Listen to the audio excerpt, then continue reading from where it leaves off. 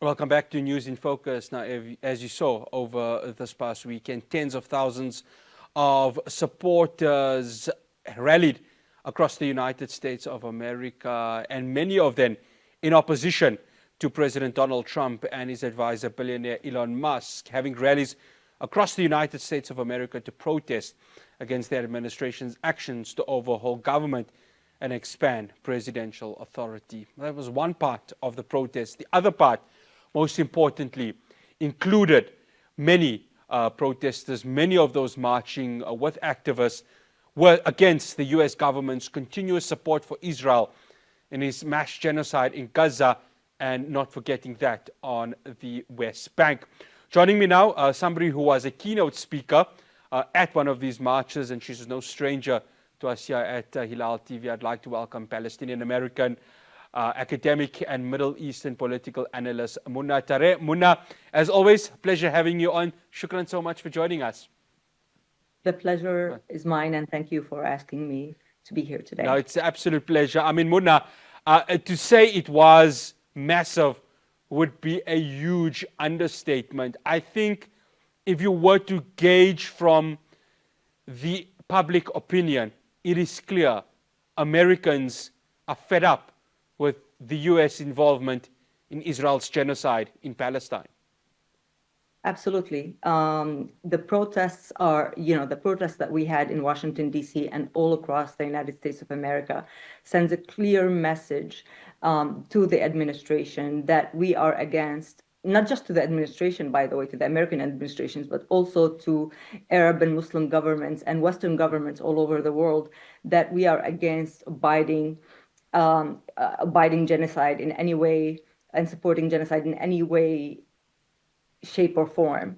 But it's ultimately about what kind of a world we want to live in, what kind of a world we want to leave behind for our justice, for our children. Do we want a world that is defined by justice, or do we want a world where power acts in a way that violates all principles of human rights with impunity?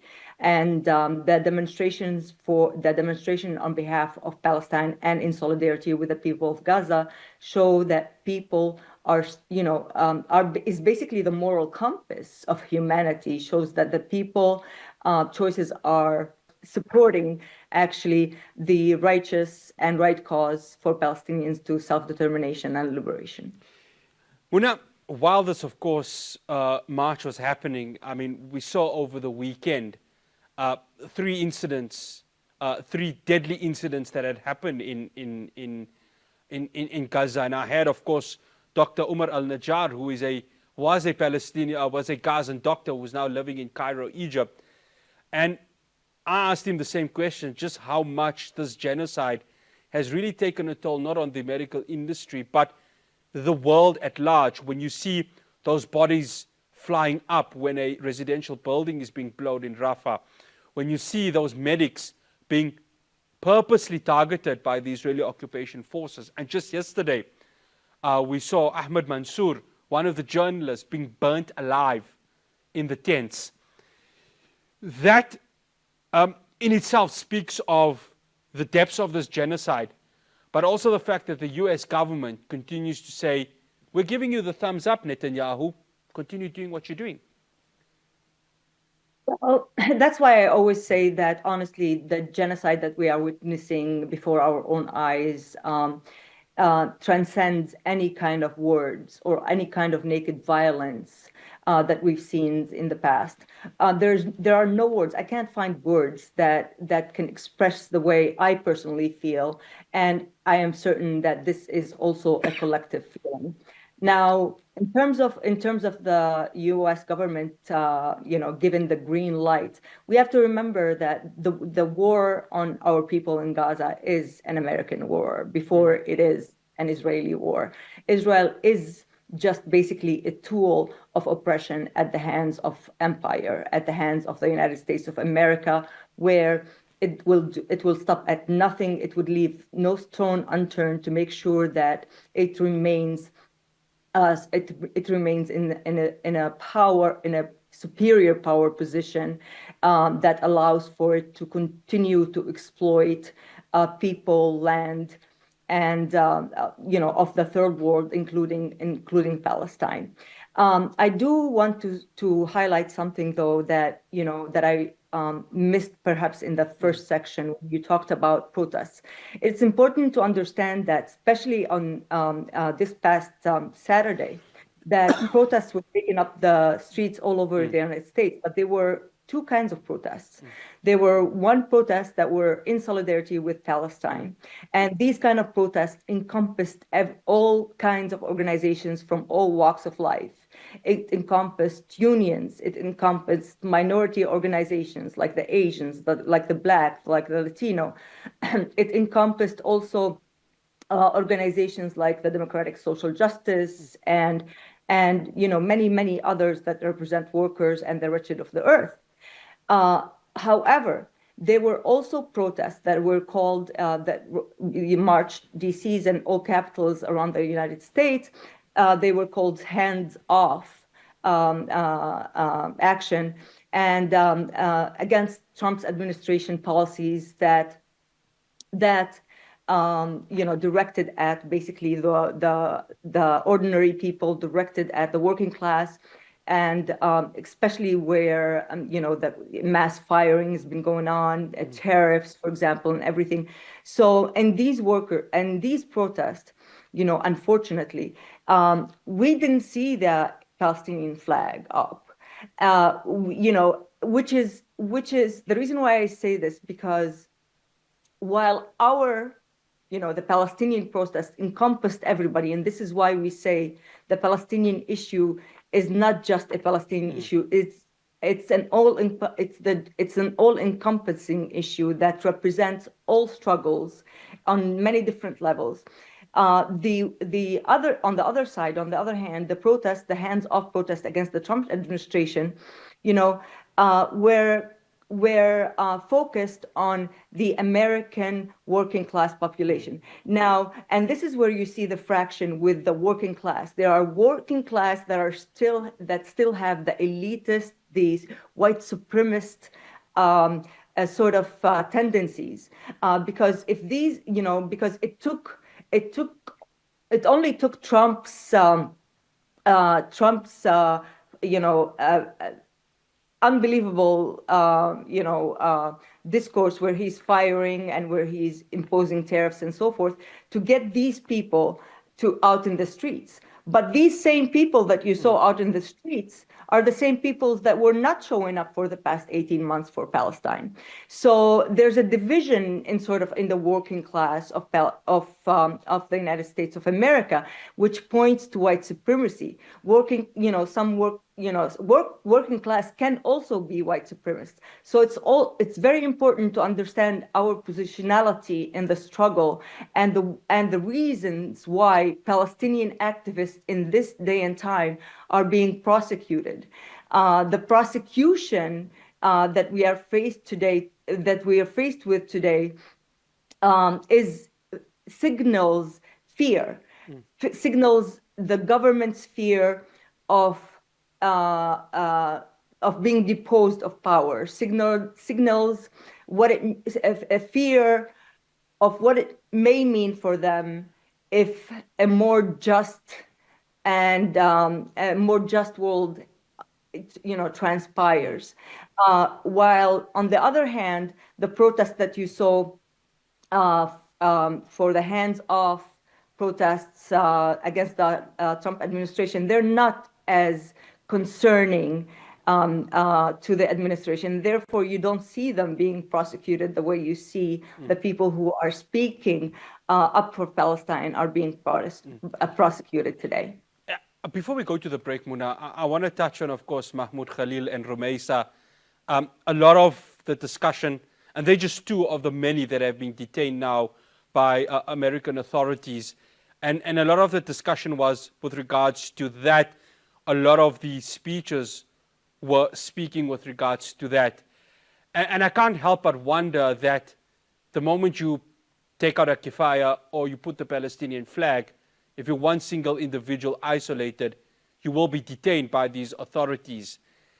And I also can't help but wonder is America really moving towards this fascist state that Yeah. this constitution that was built by the American forefathers in the 1700s has absolutely been violated as we speak at this very moment? Well, first of all, let's remember that when America was Mm. founded, and these founding fathers owned slaves. So I'm Yeah, not sure I completely yeah. agree with your Uh, perspective about, even the foundation mm, of the United States was not exactly based on ethical grounds. But the fact that these students are being prosecuted, and this is why we say Palestine is an issue for all, tells us that we are not free here in the US. There's no freedom of speech. If freedom of speech excludes Palestine, then there's no true freedom mm, of speech. So this actually tells us that, that you cannot be progressive without being pro-Palestine. This tells us that you cannot be pro democratic principles without being pro-Palestine. And if you are, then you're a fake. mm, You're not really somebody who is truly grounded in their ethical and moral and ethical and moral stance. And like Hannah Arendt once said, and I'm gonna paraphrase here, and where she said basically, a sign of a decaying culture, a decaying moral and ethical culture, is when they remain silent in face of human rights atrocities. And the hands of people that we witnessed going out were silent. mm, So although they look like they're actually doing the right thing for the moral class, it's the true measurement for them is really Palestine, mm, because like we said, you can't be pro workers and against and pro genocide at the same time. mm, So the question of Palestine is the moral compass, not just for humanity, but it's also the moral compass for governments. And that's why today we have a choice. You know, Gaza made everything very clear, black and white. mm, It's either you are against genocide or you are with genocide, because neutrality in these kind of situations is not an option. Neutrality basically equates complicity. mm, So you are pro genocide if you stay silent. And the same thing goes for government. The governments who remain on the sidelines and not pushing for any true ways that they can halt this genocide are really on the side of genocide. The governments like the government of South Africa, which we are very thankful for mm, as Palestinians, that stand up for Palestinian rights, are against genocide. mm, So it's very clear. Just like people, they have the choose to either be for or against. Governments have also this moral choice to make. But unfortunately, governments around the world, not just in the U.S., around the world, and sadly, Arab and Muslim governments who basically pay lip service to the Palestinian cause without really doing anything, are basically on the side of genocide. Let's not forget that the airplanes, the jet fighters that they bomb our people in Gaza have bases in Arab countries. They fly from Arab countries and over the skies of many Arab countries. And so in that sense, they are also complicit in the genocide. They're active, not just complicitous, but also actively assisting and abiding genocide.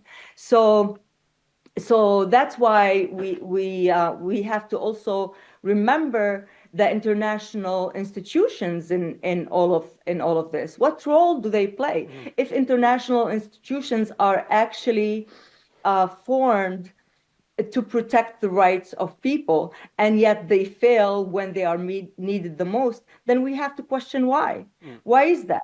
mm, And the question or the answer is obvious, because it represents the international power also represents sovereign powers and imperial powers, like the United States of America. Muna, I have to stop you there. We have to go to a break, but we are going to continue this conversation after this. Do stay tuned.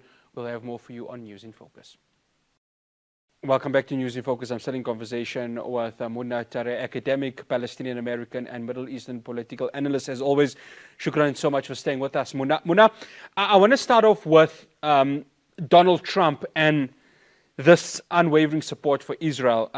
We saw Senator Bernie Sanders, of course, saying that he'll bring up a motion to stop this arms embargo, that the Americans, or continue this arms supply, I beg your pardon, to Israel. He wants an embargo of this to happen. It's going to be tight, isn't it, given really the influence of AIPAC within not just the senators, but also the entire Congress as a whole? It's not going to be tight. It's going to be, unfortunately, it's not going to be tight. It's going to be actually very clear and very decisive. This bill or these efforts will never pass the Congress. And the reason why I say that they will never pass the Congress is because this is an American war. This is a war in which America has a vested interest. America cannot possibly let Israel lose this war. For Israel to lose this war means that America's ability to resolve on the international front is being marginalized. Remember that America, more than ever now, especially with the rise of China, that the U.S. wants to focus on right now, because it is the actually more threatening challenge to the United States. Sure. So, and as the United States administration looks to actually focus on how to strategize on how they're gonna actually halt that progressive rise of China and maintain its positionality, its superiority on the global international arena.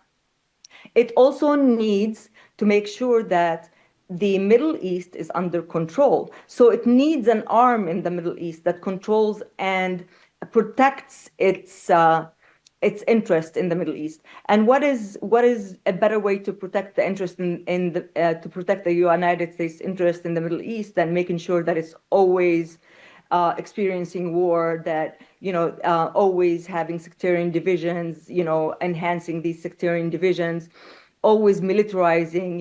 It's important to remember that the United States, Saudi Arabia is a huge buyer in terms of United States military. What is more important than even war itself? Because we have to also remember that war itself is a mode of capital accumulation. Wars are profitable for the United States of America. They're not just a way that they project power, but they are also a way to profit from killing the people of the Third World War, and especially right now in the Middle East, and of course controlling the oils and resources and everything. Let's not forget, for example, that the Iraq War, that the U.S. was engaged in on the basis of protecting the freedoms of the Iraqis and the deposition of an authoritarian regime. But what transpired after is the United States controlling the oil production of Iraq. Now, I don't know if many people know, for example, but everything that is all the oil that Iraq sold by the Iraqi government is actually, the money is actually saved in the U.S. bank accounts, where the Iraqi government cannot touch. So basically, all the wealth of the oil that is being generated in Iraq is not going to the Iraqis. It's been housed in U.S. financial institutions and used to basically to enhance the living conditions here, to make projects and so forth that were actually denied for the people of Iraq.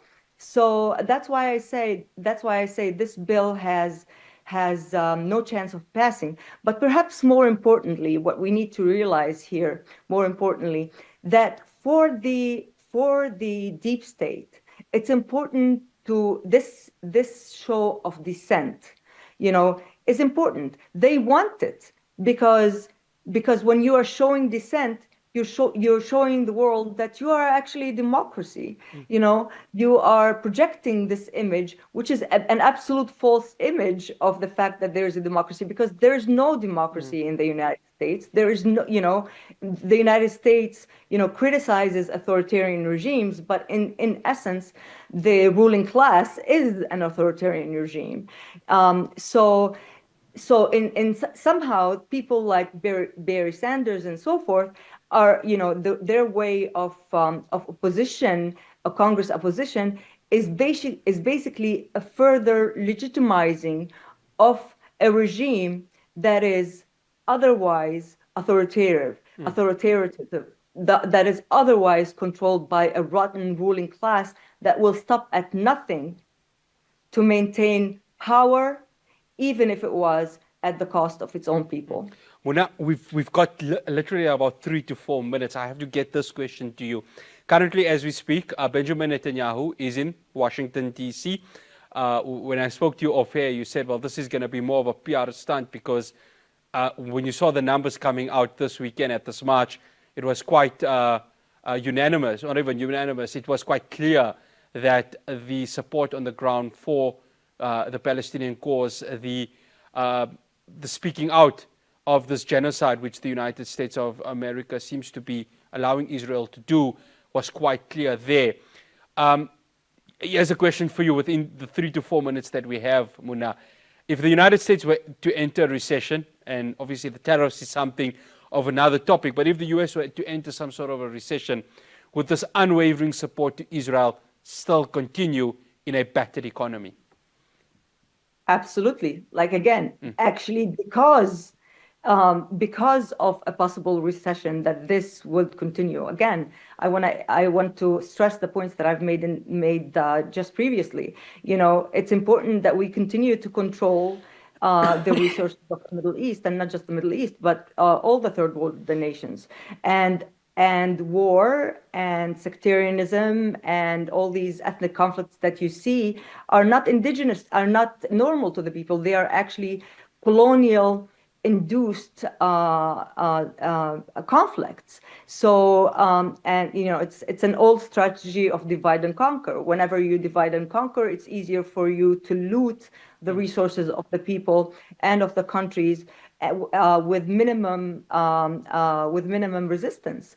So but what is more but speaking of Netanyahu's visit here, I watched the press conference that Netanyahu gave, where he was blasting about the idea that he is coming here on the request of Trump to actually discuss the tariff situation. And he was saying that he's going to be the first world leader or government representative that will come that is invited to the US to discuss the tariff situation. Showing that, the close relationship that he has with the Trump administration. And this is obviously something that is very, very, very misleading. And Netanyahu, on one hand, does that because he wants, because he is in a difficult position right now in quote unquote Israel, given the protests that are happening within the Israeli society. Against his administration, especially with those families who still have hostages by Hamas that are looking to have them released, and pushing the administration to end the genocide, to end the war, so they can have their kids back. But on the other hand, it is a way for him to show the world that we have the green stamp. We have the green stamp from the United States of America in terms of our ongoing policies concerning Gaza. But the fact that actually Trump is the one who invited him has nothing to do with what Netanyahu is actually claiming, and to his own glorification, and satisfaction.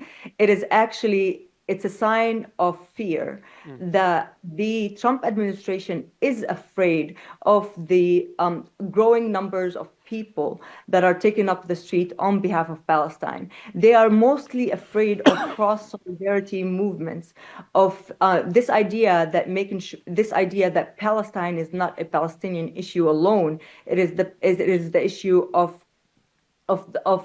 the workers, the issues of the feminists, anti-colonial feminists. That is the issue, the issue of Muna, I have to stop you there. Black Americans. Muna, Yes. unfortunately, I have to stop you there. We are out of time. But as always, a pleasure having you on. Shukran so much for joining us. Much appreciated.